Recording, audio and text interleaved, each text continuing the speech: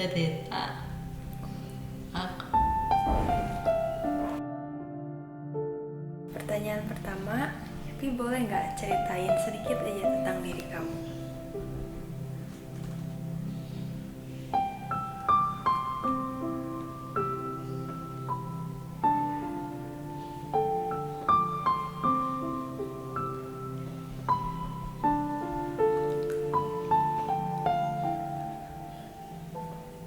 Dulu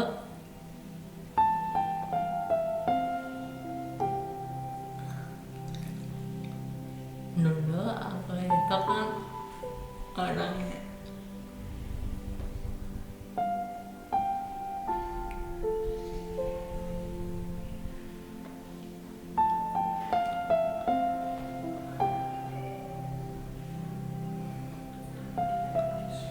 dulu aku orangnya itu nggak bisa diem,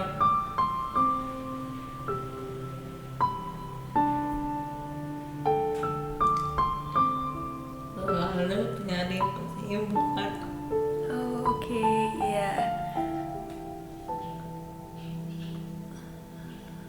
Dengar-dengar dulu kuliah ya berarti. Jurusan apa? Jurusan sistem informasi Oh, oke. komputer. Mhm.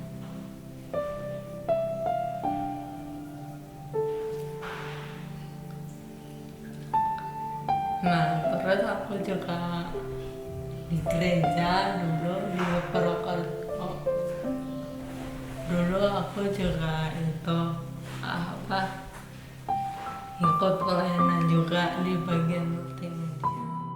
Nah, untuk pertanyaan selanjutnya, boleh nggak kamu bagikan apa yang sedang kamu alami sekarang?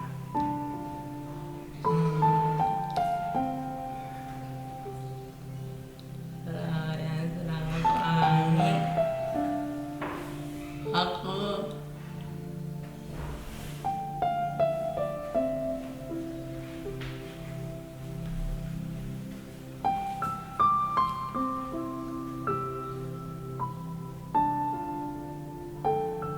itu menderita anorexia.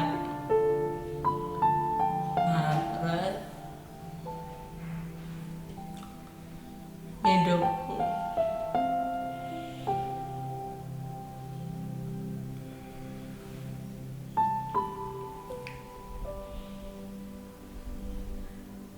hidupku kata dokter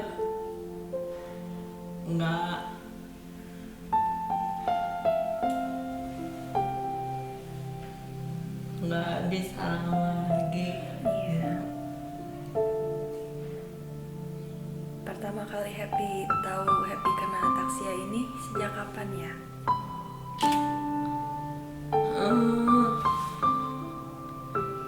Pas aku satu baru berapa bulan dari Januari kan nggak salah. Awal tahun. Nama saya, nama lengkap Muhammad Faisal Afif Muhyadin. Biasa dipanggil Afif. Saya kebetulan seorang neurolog itu dokter spesialis saraf di Rumah Sakit Melinda 2 Bandung.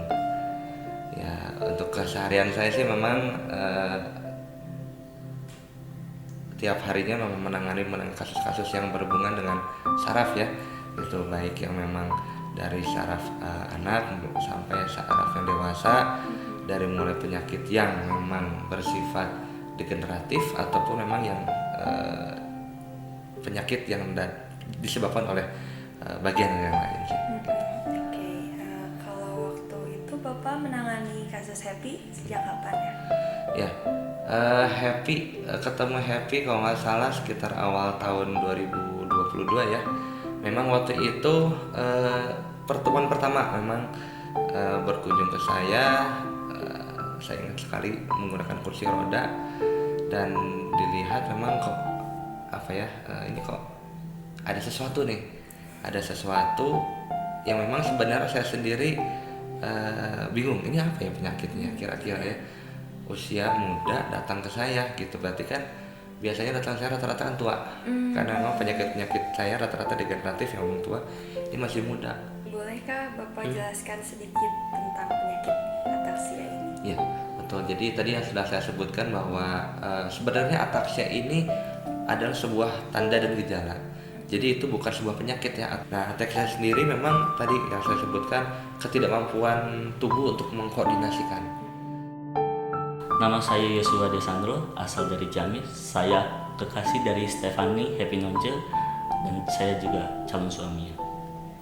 Perkenalkan, nama saya Rafiki Maria, biasanya dipanggil Rafiki. Saya asal dari Kalimantan Barat. Keseharian saya di rumah singgah sini, saya melakukan pelayanan dan membantu merawat Happy.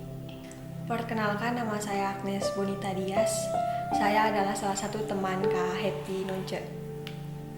Oke, untuk pertanyaan pertama, bagaimanakah kamu menggambarkan seorang Happy? Menurut saya, Happy adalah sosok yang ceria, baik. Happy seorang wanita yang cantik menurut saya, dan Happy juga memiliki sifat yang keras kepala. Dia wanita yang baik, wanita yang peduli, dan juga dia wanita yang aktif dalam pendidikannya, dalam pelayanannya, dan juga organisasinya. Kadang ngeselin sih cuma. Tapi di balik semuanya itu dia sering sedih gitu. Mungkin karena kondisi dan keadaannya, jadi buat dia sering sedih. Jadi kayak menutupi, kayak nggak terlihat orang yang senang-senang gitu. Kecuali ada salah satu orang yang bikin dia ketawa, tapi juga nggak bisa ketawa lepas juga sih. Boleh nggak ceritakan bagaimana kalian bertemu? Saya bertemu pertama kali dikenakan oleh seorang teman saya yang sedang kuliah di Pokerto. Kita bertemu juga melalui sosial media. Kita jadian melalui media sosial juga. Karena waktu itu saya sebenarnya sedang tidak mau cari pacar, tetapi ada satu hal yang saya melihat dari sosok Happy, sehingga saya memutuskan untuk jadian dengan Happy. Apa nih yang kamu suka atau cintai dari seorang Happy? Dia walaupun kadang dia keras kepala, tetapi dia memiliki kepedulian dan dia tidak mau egois ketika kondisinya sangat urgent. Yang aku suka, dia orangnya ramah. Terus kayak bisa menjadi pendengar. Happy bisa ikut bekerja sama dalam saya merawati dia. Dan Happy juga bisa membantu saya lebih, kayak kedepannya lebih baik gitu. Suka bikin lucu-lucu juga. Kalau akunya sedih, kadang dihibur sama dia. Apakah memori terbaik yang kamu punya bersama dengan Happy? Memori terbaik saya sama Happy selama saya merawat Happy, Memori terbaik yang aku punya waktu aku tidur sama Kak Happy. Ketika saya bertemu pertama kali dengan Happy, jalan-jalan dan lalu kehujanan. saya sama Happy bisa jadi teman dekat. Waktu aku tidur sama dia, aku ngejagain dia. Kayak kalau yang aku sedih gitu, dia suka iseng, kayak ngeganggu-ganggu gitu. Jadi kayak aku sedih tapi jadinya ketawa. Bagaimana reaksi pertama kali saat kamu mengetahui kondisi Happy? Pertama kali mengetahui kondisi si Happy, ya sedih sih, karena kan kalau kita di posisinya si Happy, ya mungkin kalau kita memang nggak mengenal Tuhan lebih, kita memang putus asa. Waktu pertama kali ketemu, terus lihat keadaannya seperti itu, kayak gimana ya, prihatin sih. Saya down, jujur 5 hari saya shock. Aku ngerasa kalau aku ada di posisi dia, aku pasti nggak bakal sekuat dia sih. Ketika saya tahu Happy udah tahu kondisi, udah tahu penyakitnya,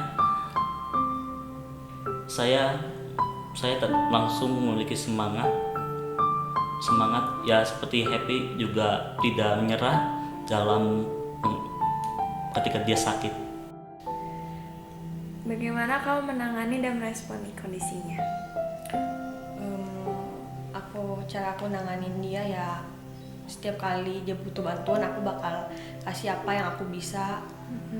Kayak kan mungkin aku nggak bisa bantu lebih ya, jadi aku kayak kasih support, dukungan buat dia, kayak semangat kak, kamu pasti bisa. Tetap bagaimanapun saya tetap harus memperhatikan dia, intens lebih komunikasi dengan Happy, memberikan semangat pada Happy ketika lagi down.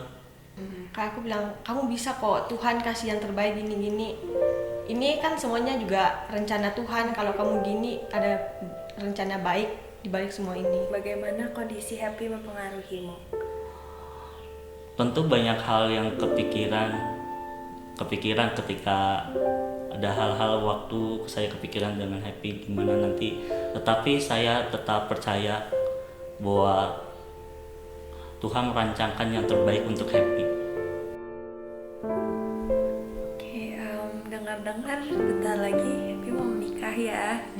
Seneng nggak? Seneng pastinya ya. Ada nggak harapan Happy? Jadi setelah Happy menikah, Happy mau ngapain?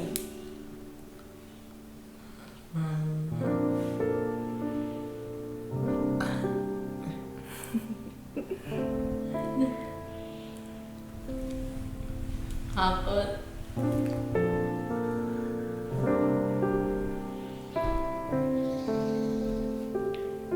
kalau aku sih semoga setelah aku menikah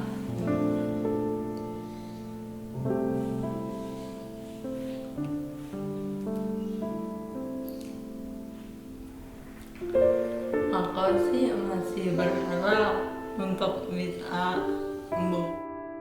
Kalian berdua udah dalam pacaran ini berapa lama? 5 tahun. Ada nggak hal lucu dari salah satu dari kalian yang bener-bener kalian tuh inget banget? Aku sih kepalanya dia ya, kepalanya dia itu gede banget. Oke. Momen paling ini sih kayaknya sebenarnya juga susah diomongin sih, karena ya agak rada-rada aneh sih. Jadi waktu itu kan ada acara ulang tahun teman adik saya yang masih kecil, dia kan ikut lah. Nah dia itu buang angin di tempat itu, pada bau semua, saya kebauan, orang-orang yang kebauan. Kayak gitu sih, itu paling inget banget itu. Itu sampai sekarang. Kalau untuk Happy sendiri ada nggak memori yang paling nggak bisa dilupain selama kalian barengan? Kalau memori sih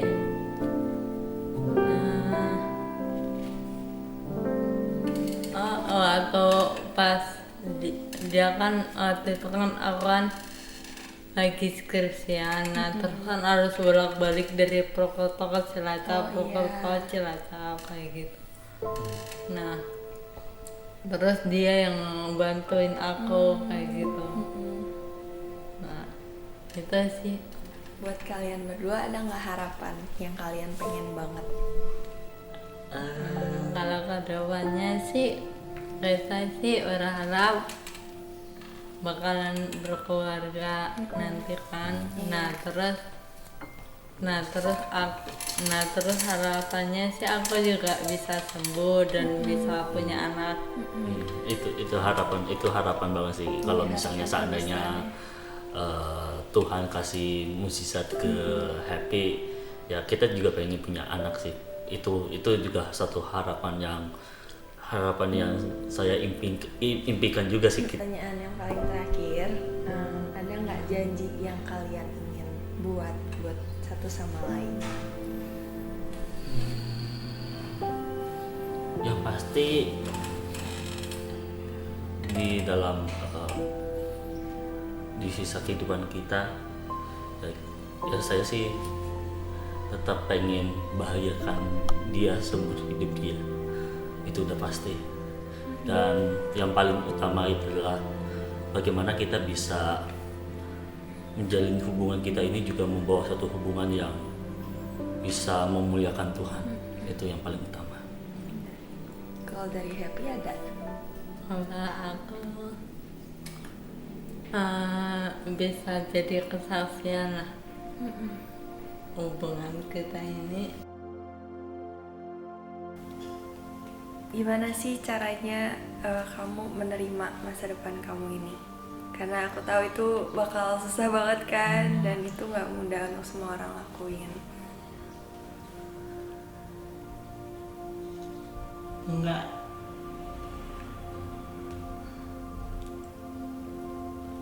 Pasti awalnya itu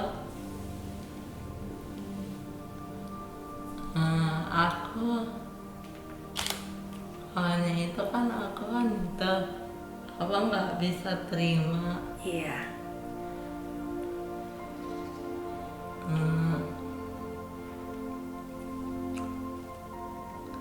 Nah terus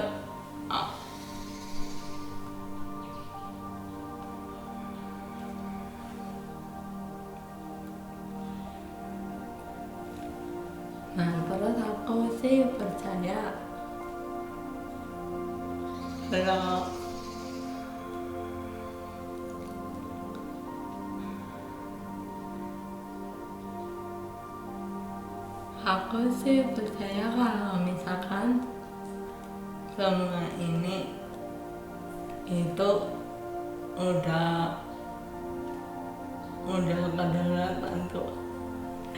Walaupun emang aku terkadang suka mikir, aduh masa depanku gimana ini, kayak gitu. Tetapi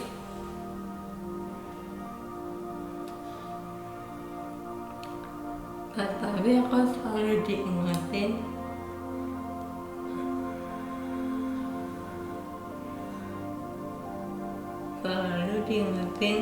tentang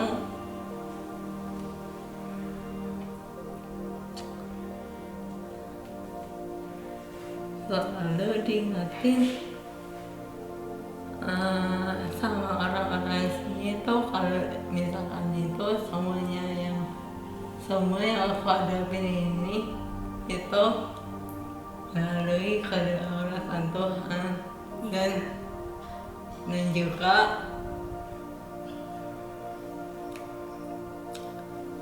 juga katanya itu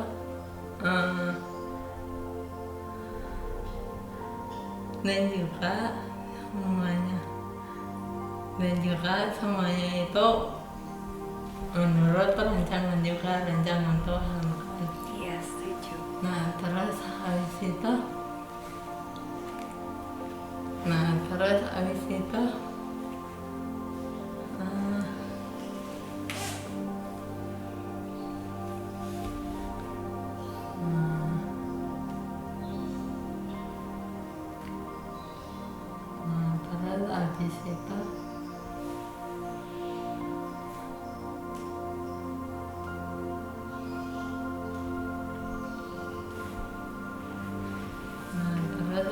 Kak Sandra juga bilang kalau misalkan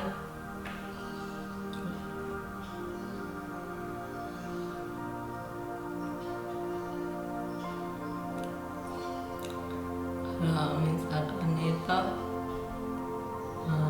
kematian itu adalah keuntungan. Kamu mau ngasih warisan apa nih buat orang-orang ingat?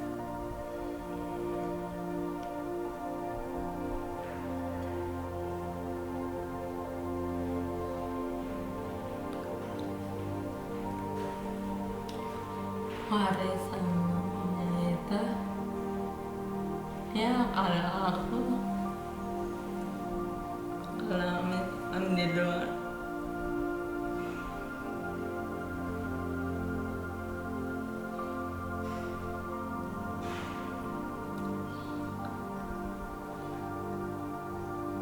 aku sih tahu ya ada yang lebih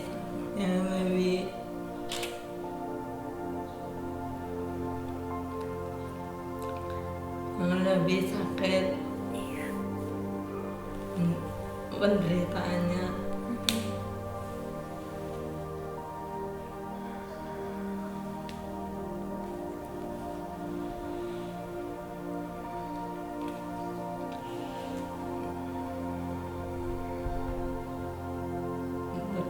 sih aku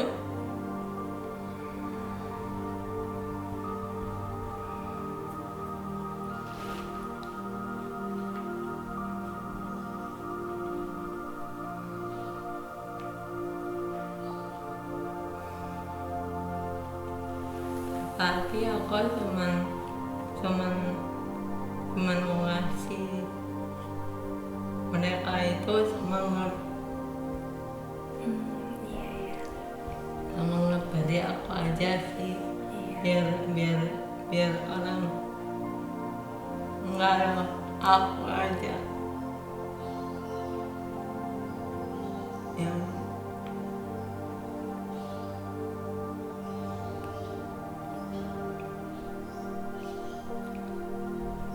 istilahnya itu masa depanku udah gak ada kan.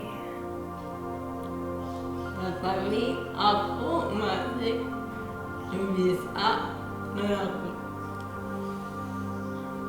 masih bisa gitu loh, ngelakuin apa yang aku bisa. Iya benar. Iya,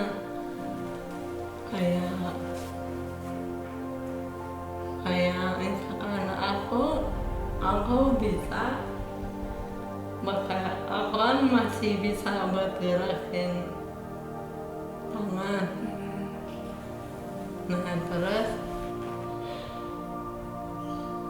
masih bisa buat gerakin tangan, ya udah. Jadi aku apa yang aku bisa, aku nggak minta tolong gitu. Iya benar. Iya, jadi ya apa yang kita bisa lakuin aja.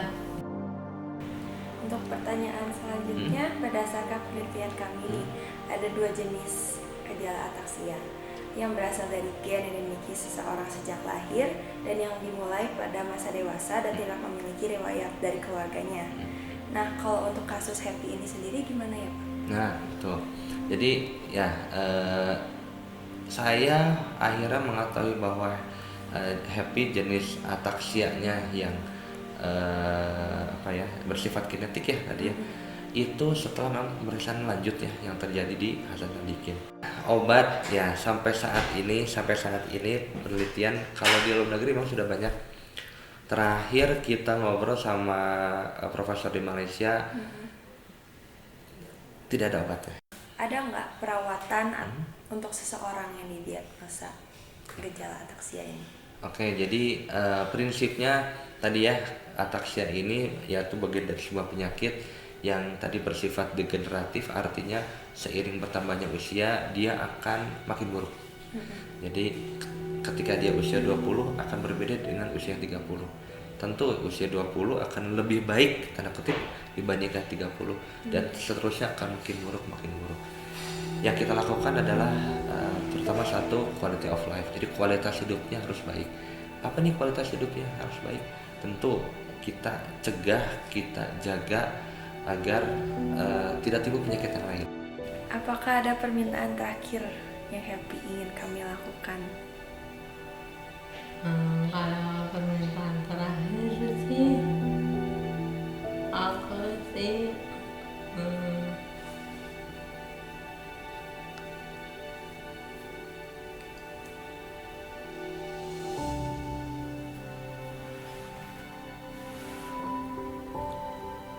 permintaan terakhir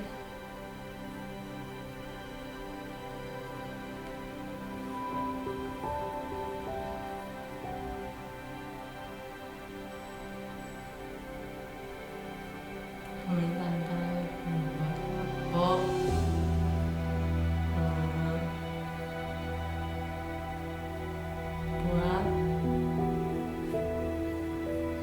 aku sih cuman mau ya, cuman mau supaya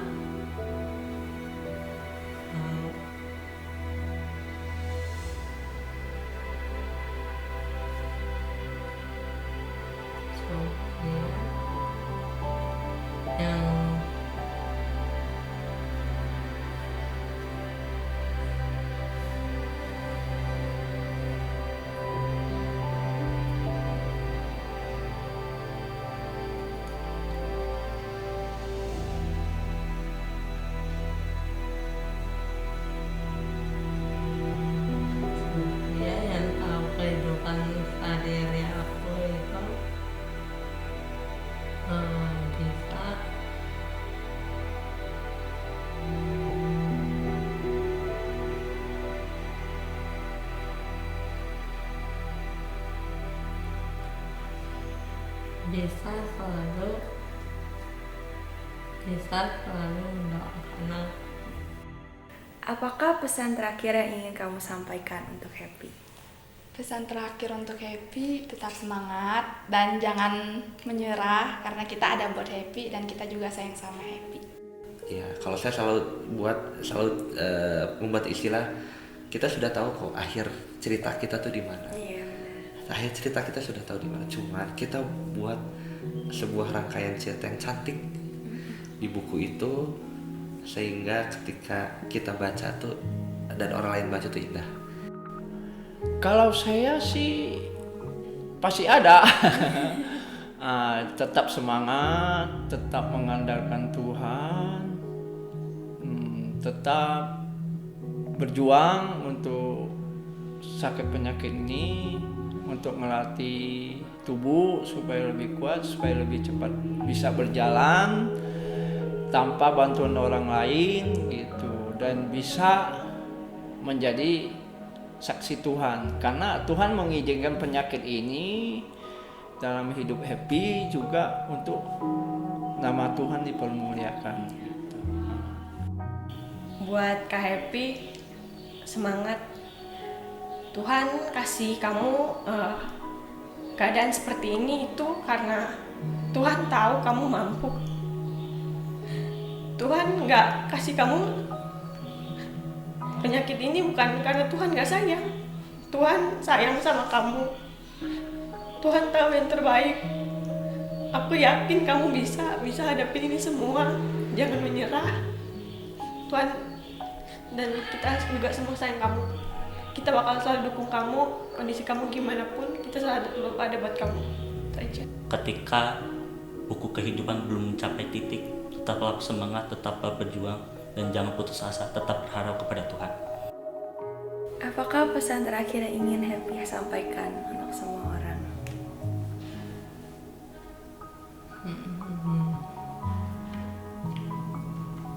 Pesanku itu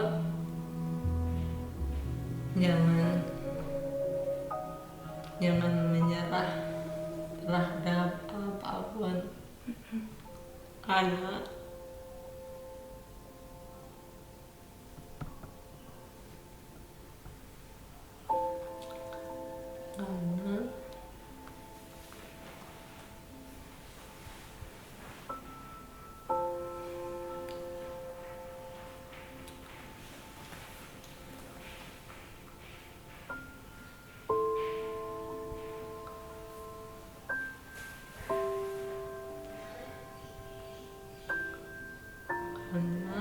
semuanya itu sudah melalui kedaulatan Tuhan, dan juga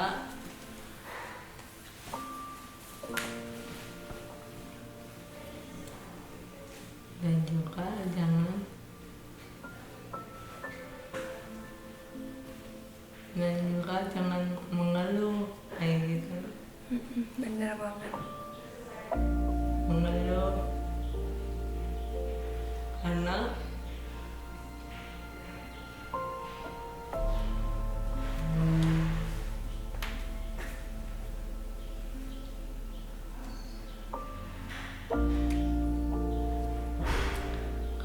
rasa sakitmu itu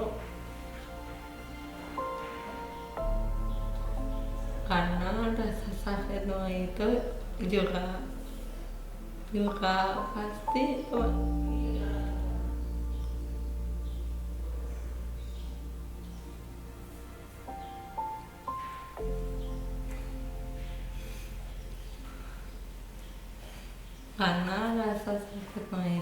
pasti juga Tuhan rasakan kok.